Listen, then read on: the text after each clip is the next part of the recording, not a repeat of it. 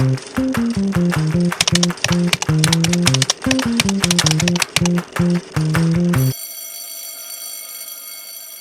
everyone, today Lynn and I are here, your trusted fun advisors of all things real estate.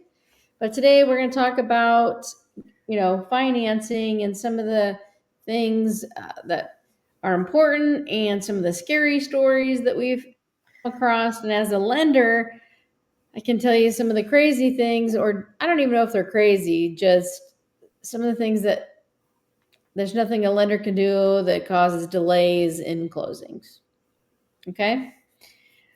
Oh, hold on. And Lynn, I'm going to have you go and start because Lee's asking, and I'm just going to have him just sit this one out because, Lee's not a realtor and a lender, and even though, it's fine. Okay.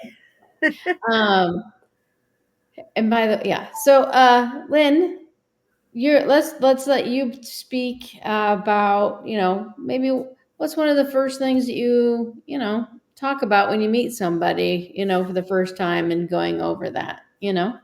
So the first thing that I talk about is the difference in the types of loans between FHA, conventional, VA, and USDA.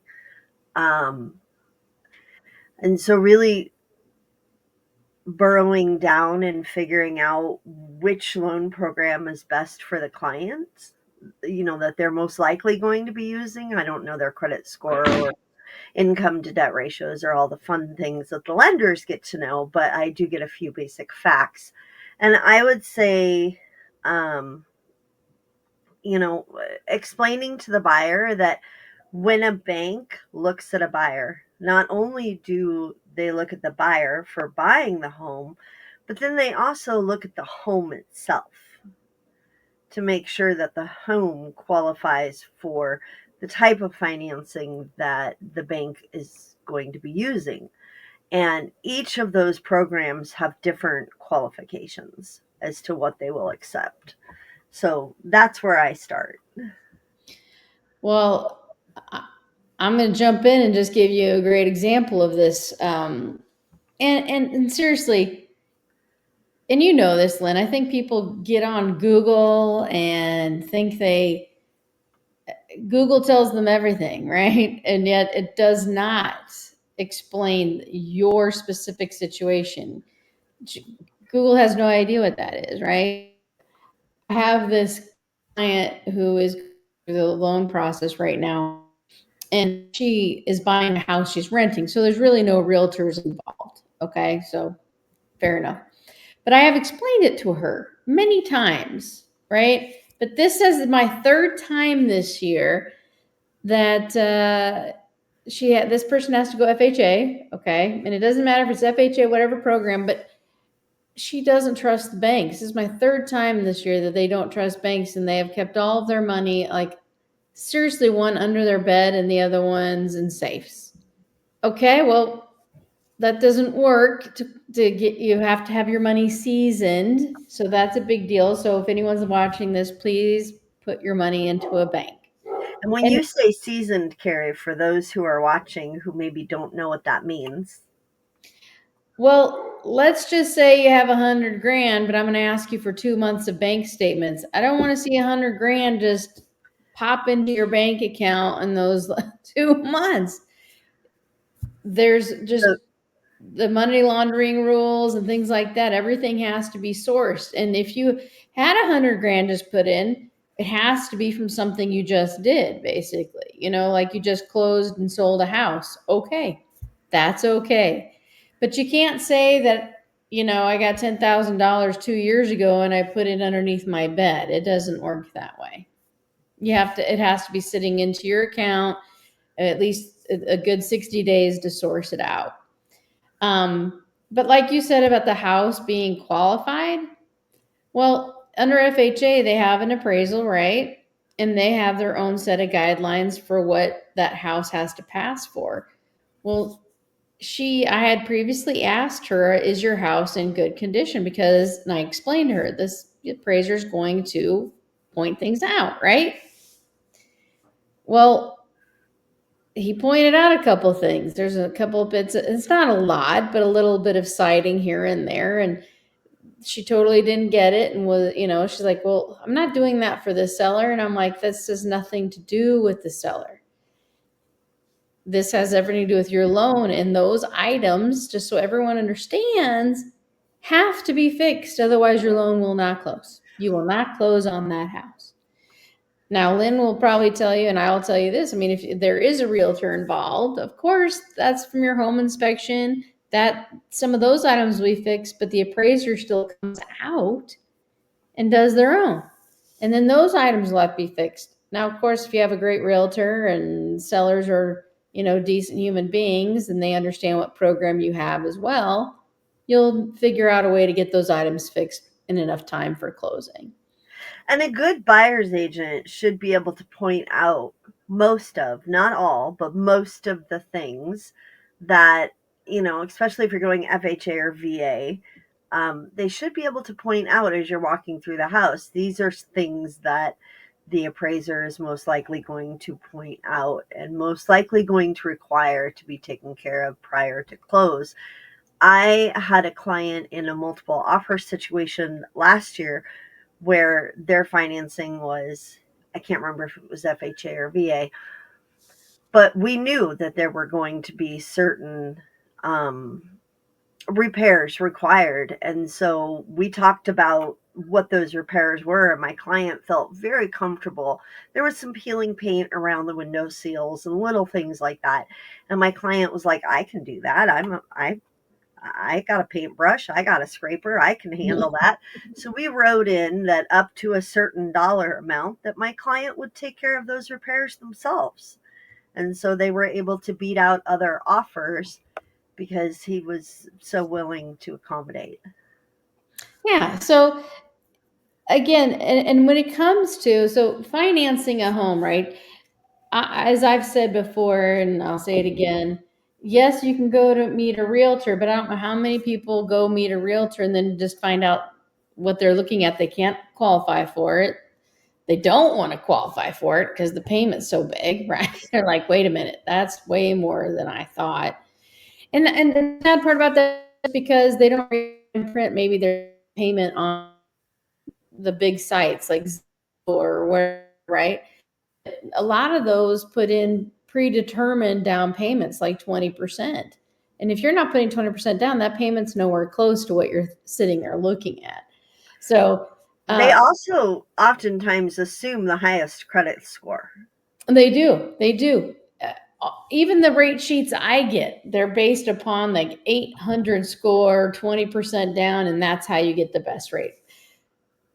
I'm just telling you, not everybody has an over 800 credit score. So again, let's talk about that. Everybody out there, if you're watching this, you do not have to have an 800 credit score. You don't even have to have a 650 credit score. Again, I have gotten people approved even below that at like 580, one with 560, one with a little higher. But if you have a significant amount of money to put down, that, you know, isn't there a phrase, Lynn, that money changes everything, or did I Yeah, just make that up? I don't know. yeah, But there is. money does. Money changes things. So there's different ways of qualifying, right? But it all has to be packaged in a certain way. So I am telling you some of the things that you should do. You should totally know your credit score. You should consult with a mortgage person. Even if you're not buying for 6 months, you should consult with a mortgage person, right? I mean, I don't know if you agree, but you should, just to know what your path is. Or maybe if Well, you pay, that and yeah, there, especially if you're on a delayed buying program. Let's say you know you're going to buy next year. Let's say you're in college and you're like, I graduate next year and that's when I'll be looking at homes. If you sit down with a mortgage officer right now, then they can give you a path or a plan to help increase your credit score a little bit in that interim, which then gives you a better rate, which then allows you to buy more house. So, yeah, right? All of that matters. All of that matters. I mean, Lynn's trying to find a house for her own daughter. I mean, thank goodness her daughter has her mom. to help her get through the right program, understand, and not parents. I'm going to say this. I don't know how many of the young kids that are actually making more money because they've joined unions or things like that, right? But I don't know how many people I've talked to that just don't even have a credit score. Yeah. They just pay cash for everything. And I'm like, I know it sounds crazy, but you actually need a credit score. I'm not saying you to go spend $10,000 on a credit card, you guys, but you need a credit score. So you got to at least pay attention. And a lot of people say, well, I look at my score on Credit Karma. I'm going to debunk that myth. That score does not match a mortgage pull, right? So if you think your score is up here, it's probably not up there for the mortgage pull. It's probably a little bit lower, and I can't tell you until it's pulled. So another tip for you to understand is there are three bureaus that are pulled, and for mortgages, it's like school, right? There's a high, what is that? The bell curve, or what is that? I don't know what they call that. Where they averaged it or whatever. But Yeah. there's three. So there's a high, low, and a middle. They're going to use your middle score. So that's how your pricing is going to come out. Um, Lynn, I'll talk about the different loans because I'm the lender, and then I want you, if it's okay, you talk about how these types of loans affect your negotiations. Okay, Okay. how about that? Okay. So first, there's conventional, right? Conventional it has the least path. I hate to say this, not that they're more qualified or less qualified. It just there's an extra inspections and things that could uh, happen down the road, right? But for FHA borrowers, a lot of times for me, they either have a lower credit score, right? Because conventional generally likes a higher credit score to get approved for. But sometimes I have to put people into an FHA loan because of their debt to income ratio. Conventional only allows you to go up to a certain percentage of the amount of money you make to qualify. And I know this sounds bad, I'm just going to say it out loud, but if you know somebody's going conventional, typically they're a stronger borrower, some just because they're using less of their income and they have a higher credit score to qualify for a house. Period. That's just how it is. If it's an FHA, they could still very well have a very high credit score. However, their income isn't as high to qualify towards the house they want to buy, but in FHA, you can use more of their income to qualify in that debt to income ratio. So that happens and why you have to put them into there. Nothing, I find that there's nothing wrong with it, period. Either one of them.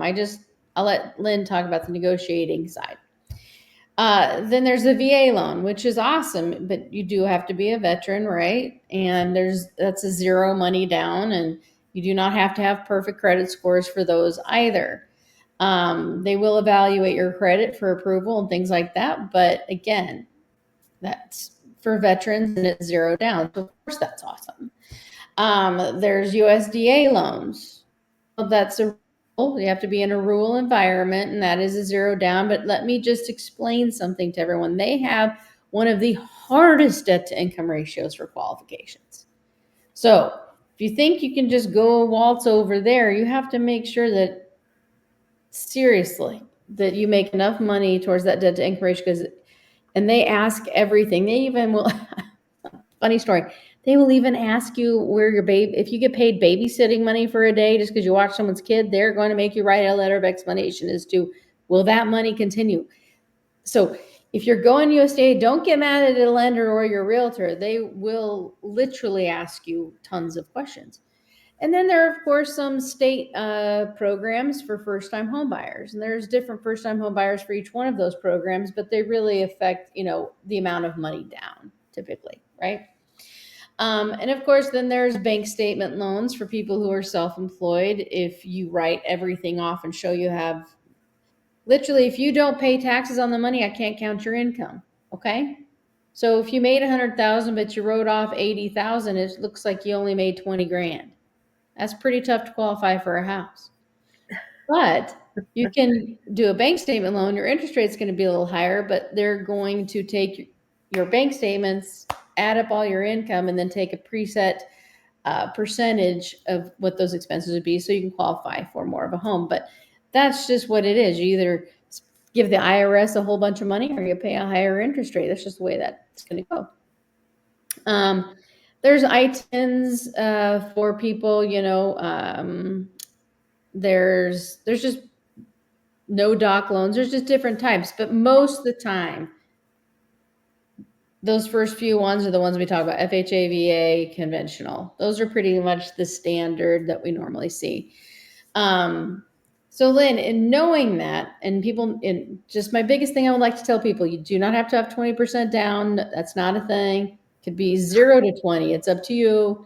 Don't have to have a perfect credit score. Talk to your lender. I'm going to turn it over to Lynn now and have her talk about how these items affect negotiating and buying a home. So, especially when there's multiple offers, one thing that I'm going to touch on very, very briefly is in the VA loan program, there is something called Tidewater. It's a bad word, people.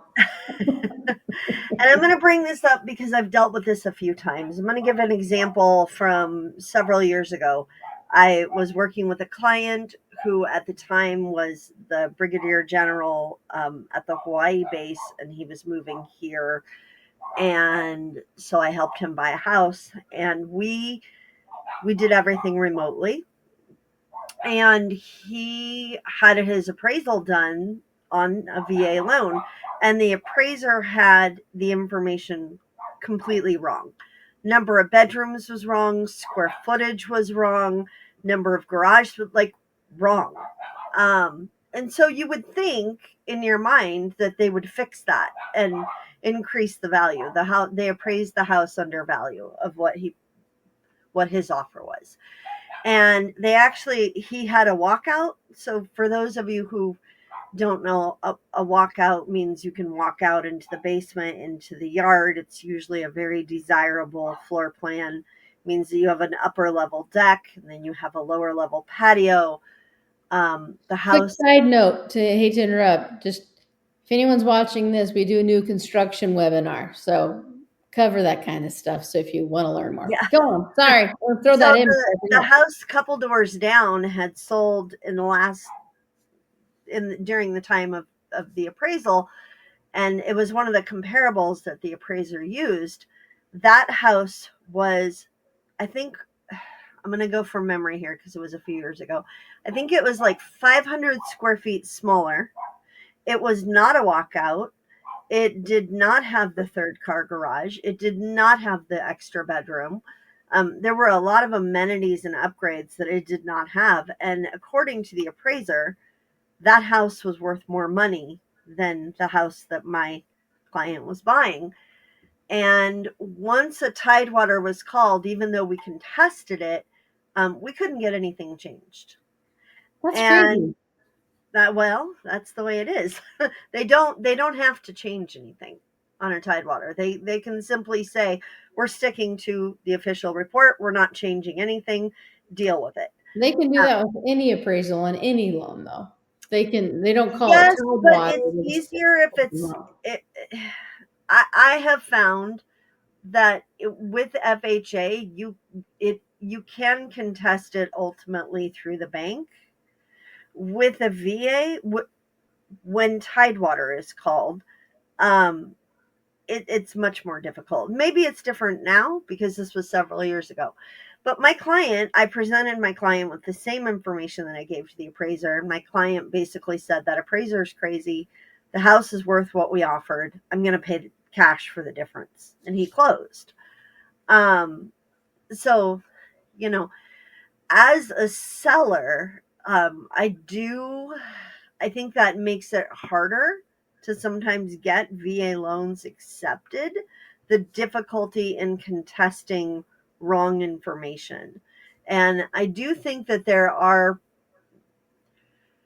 things in place that are trying to address that, um, to where the information has to be accurate. Um, so there's that. Both FHA and VA, a big thing with them is peeling paint.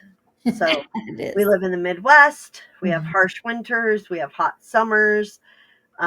Paint peels. So any kind of peeling paint, and they're going to call that out. That Also, the appraisal inspection, everyone knows, like we mentioned before, that extra step that appraiser has to health and items from the house. if there's any obvious signs of mold or water damage or anything like that, that's going to be a really big problem with FHA or VA. Um, Another thing is in the Midwest, our concrete moves up and down, and so not like this, but just minor Trip variation. hazards. Yeah, and so I think I don't know. I think it's a 1 inch gap. It might be a 2 inch gap. Um, but if there's a rise over a certain number of inches, then they will call that out to be repaired, mud jacked, whatever it's going to be. Let me think. Uh, Encased wiring. Common thing for that is in the utility room where they just have the conduit wiring run and maybe they don't have a piece of drywall over it. It sounds so silly, um, but they're going to want that covered up.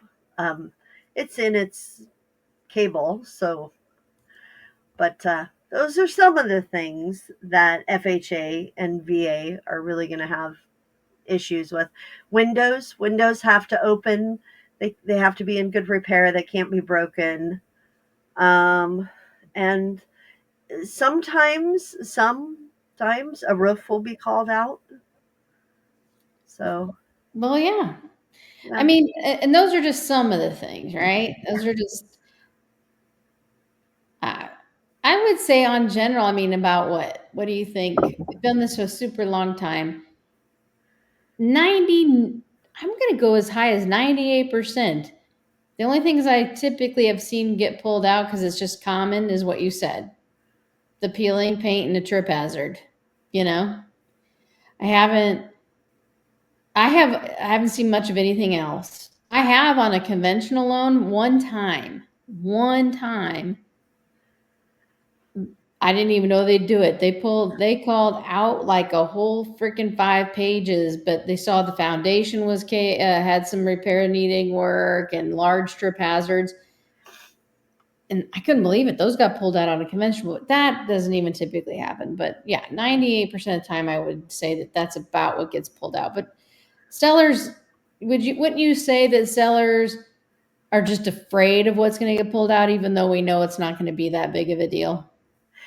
So when I list a house, I'll go through the house and I will point out the things that I believe will be pulled out.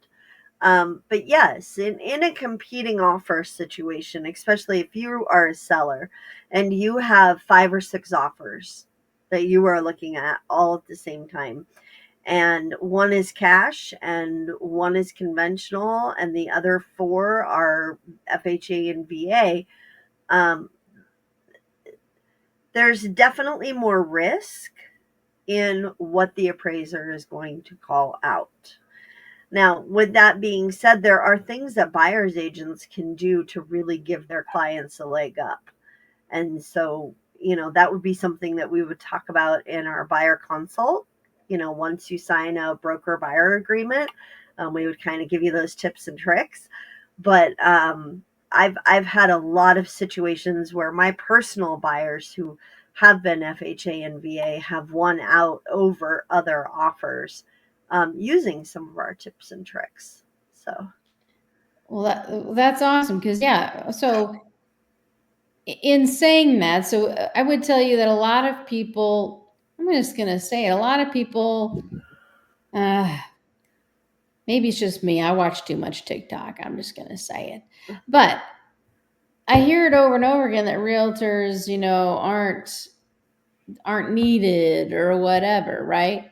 But if you're listening to this and you're understanding what we're saying, we have to know all of this stuff.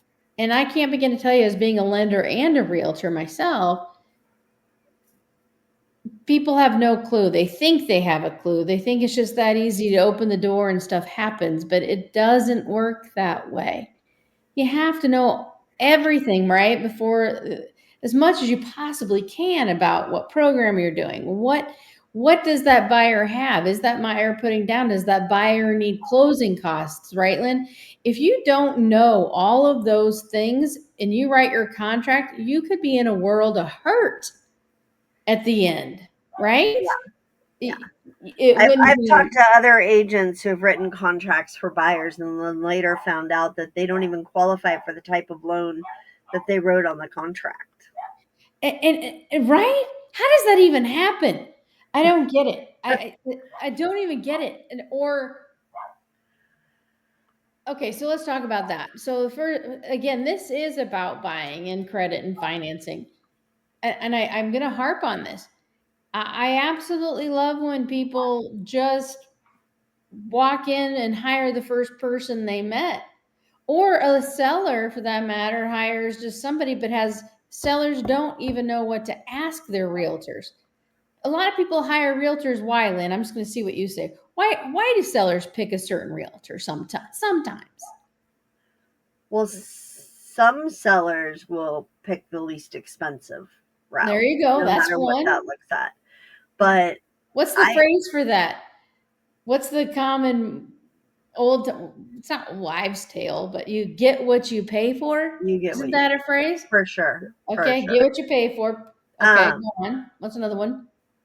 some sellers pick their realtor based on recommendation.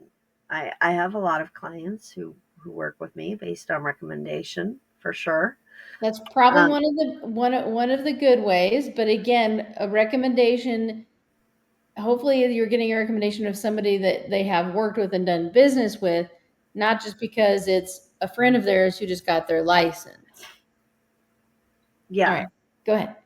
I think expertise, having sold something in the neighborhood, in the area, having a buyer in that area.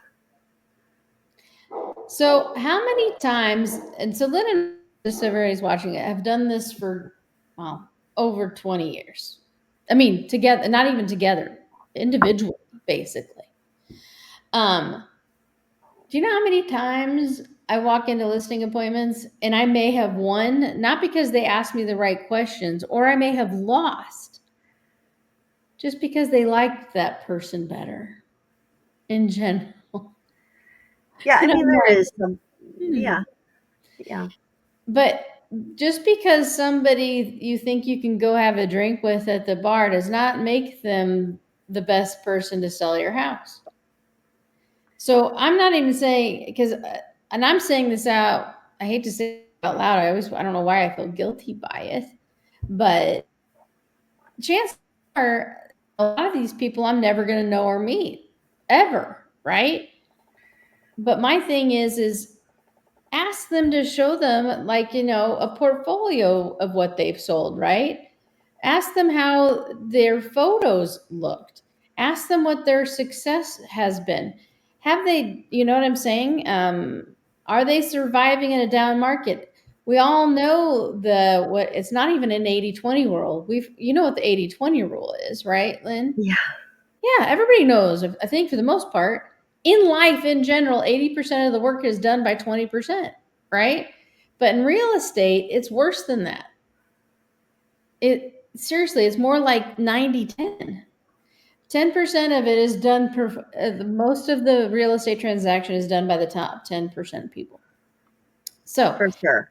and that's it. So imagine what I'm trying to help people and educate and everything of this. When you're working with somebody, in my opinion, for purchasing, financing, lending, whatever it is, yes, you have to like them because you're going to spend time with them, right?